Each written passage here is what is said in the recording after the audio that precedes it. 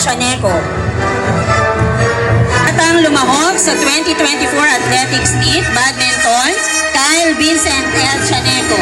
Mga mamis, pagpasok ko nga dito sa kwarto, nakita ko nga na natutulog si Kyle at yung daddy niya. Ano ba naman kasi masakit nga talaga yung ulo ni Kyle kanina. Kaya naman nakatulog nga siya dahil hinilot nga siya ng daddy niya. Tapos pagkagising nga ni Kyle, gumayak na nga din talaga kami kaagad. Paano ba naman kasi ayaw nga talagang malate ngayon ni Kyle. Complete uniform nga lang ngayon yung isosot nila Kyle at hindi ko na nga talaga siya binila ng polo niya at ng pants. 4:30 nga lumabas na nga talaga kami ng kwarto. Abay, paano ba naman kasi kanina pa nga talaga nagyayayayang si Kyle. Nagpapahatid na nga lang din kami. Paano ba naman kasi baka nga mamaya ay wala ngang maparkan yung daddy ni Kyle doon sa loob ng school nila Kyle. Kaya maya pa nga sana kami pupunta ng school niyan. Paano ba naman kasi maaga pa nga, alas 5 pa nga talaga yung start, no? Pero nagmamaktol na nga si Kyle dahil ayaw na nga daw talaga niyang malate dahil nahihiya na nga daw siya. Pagdating nga namin dito sa school, napakadami nga talagang sampagitan na nagtitinda at nag-aalok sa amin. Last year nga bumili ako para kay Kyle pero ngayon ay hindi na nga ako bumili. Dati kasi nung binilan ko nga si Kyle ay pinaalis niya din naman dahil nangangati nga daw talaga siya. Wala pa nga kaming nakikita ditong kaklase ni Kyle, baka nga medyo maaga lang kami pero nandoon lang pala malapit sa room nila. Pinicturean na nga din sila ng mga parents nila kasama nga itong si Kyle. Para nga din daw may remembrance sila paglaki nga nila. Sila pa nga lang yung magkakasama dito pero maya-maya nga dumating na nga din yung ibang kaklase ni Kyle. Tapos nakita nga nila Kyle yung ibang teacher nila kaya naman nag-bless na nga din sila. Kasama na nga din ni Kyle yung ibang kaklase niya kaya naman hinayaan na nga namin siya ng daddy niya. Pumila na nga din kami dito dahil nandito na nga din yung mga ibang estudyante. Pinalagay na nga din sa akin ni Kyle to, paano ba naman kasi lahat nga daw ng parents ay meron na tapos ako ay wala pa. Kaya naman hindi ko pa nga ako nilalagay dahil hindi pa nga talaga nag-i-start. Hindi pa nga talaga sila kumpleto dito pero pinicturean na nga muna silang lahat. Dahil yung iba nga ay wala pa dito. Dati talaga kami yung palaging late pero ngayon ay maaga kami kaya naman tuwang-tuwa nga tong si Kyle. Grabe na nga din talaga yung pawis dito ni Kyle. Maya-maya nga dumating na nga yung palaging kalaro ni Kyle na kaklase niya. Ay dala namang maliit na electric fan si Kyle pero ayaw nga niyang gamitin kaya naman pinapaypayan na nga lang siya ng daddy niya. Yung parent nga na nakalagay sa akin kanina, kinabit ko na nga muna dito sa daddy ni Kyle. Paano ba naman kasi dati nga ako yung kasama ni Kyle nung naglakad kaya naman sabi ko nga para nga may picture din sila nga muna yung maglakad na magkasama. Last year kasi ganun yung ginawa namin ng daddy ni Kyle. Ako yung naglakad para may picture kami ni Kyle tapos siya naman yung nagsabit ng medal kay Kyle. Pero makulit nga talaga yung daddy ni Kyle kaya naman kinabit nga ulit sa akin itong nakalagay na parent sa kanya. Diyos ko po. Buti na nga lang din talaga at nakapasok yung daddy ni Kyle dito sa may loob. Paano ba naman kasi isang parent nga lang daw dapat yung kasama ng mga estudyante. Buti nga nung lumamig-lamig ay pinapunta na nga kami dito sa may oval. Nakapila na nga din dito lahat sila Kyle para naman maya-maya ay mag-start na nga. Grade 1 to 5 nga lang yun nandito. Paano ba naman kasi tapos na nga yung grade 6 kahapon. Lumabas na nga muna din ako. Paano ba naman kasi sobrang init talaga at nakita ko nga dito si Ate Noemi. Kaya naman nakipagtsikahan muna nga ako ng konti. Maya-maya nga nagsimula na nga yung mga guest speaker na magsalita. After nga nito, hindi na talaga kami makakakain sa labas kaya naman umorder na nga lang ako sa Grab ng Jollibee. Kinuha ko na nga lang din dito sa may labas para naman makapakain ko na nga talaga si Kyle dahil huli pa nga talaga sila. Nagbunutan nga yung mga teacher pero sila Kyle nga yung huli. After nga ng mga batang umaakyat sa stage, next na nga sila Kyle. Sobrang gutom nga talaga ni Kyle na talansikan na nga siya ng sauce ng spaghetti at ng gravy. Nagmerienda naman na din sila kanina dahil meron nga silang sandwich. Ay konti ngang natirang kanin at spaghetti dito si Kyle. Maya nga lang tinawag ko na nga yung daddy ni Kyle para nga maitapon niya itong pinagkainan ni Kyle. Di nga rin kami makakakain. Paano ba naman kasi next na nga talaga dito sila Kyle. Tinawag na nga dito sila Ella kaya naman pumila na nga rin kaming mga magulang at yung mga estudyante. Lapitan na nga din ako dito nila Kyle tapos sinasabi niya nga sa akin kung saan ako pupunta. Diyos ko po. Habang yung daddy naman ni Kyle ay nandoon sa harap at iniintay kaming dalawa. Sobrang excited nga itong si Kyle lalo na nga talaga ako. Ako nga yung umakyat ng stage ngayon dahil yung daddy nga ni Kyle last year yung umakyat dito sa stage at nagsabit ng medal ni Kyle. Sobrang sarap lang din kasi talaga sa puso. Paano ba naman kasi yung mga magulang lang namin yung ganito dati tapos ngayon ay kami na nga. Bumalik nga ako doon noon kay ma'am, paano ba naman kasi dalawa nga yung medal ni Kyle? Sabi ko nga sa kanya, nagbunga na nga lahat ng mga pinaghirapan niya. Sobrang saya nga talaga namin at sobrang proud kay Kyle. Palagi naman namin sinasabi sa kanya ng daddy niya na enjoy nga lang talaga niya yung pag-aaral niya. Dahil mahirap naman kung mapapressure nga yung mga bata. Pagkatapos nga nila Kyle, tuwang-tuwa na nga silang lahat. Paano ba naman kasi mag-uuwian na nga? Inundo ko na nga si Kyle dahil nagkakagulo na nga talaga yung mga tao dito. With or without honors naman, ay lagi nga kaming proud sa kanya ng daddy niya at lagi lang kaming nakasupport and guide sa kanya. Exit nga namin, nakaabang na pala yung daddy ni Kyle dito sa may labas. Nagulat pa nga ako dahil sinabit nga ni Kyle yung medal niya dito sa daddy niya. Alam ko naman na lahat ng effort namin ng daddy niya ay nakikita niya. Nagkita pa nga silang dalawa dito ni Ella, tapos nagpicture na nga muna silang dalawa. Ayaw pa nga maghiwalay ng dalawa dito dahil may ipapakita pa nga daw si Ella kay Kyle. Dalaga at binata na nga talaga tong dalawa na to. Siyempre, maraming salamat po sa lahat ng mga teacher nila. Yun lang, thanks for watching. Bye-bye!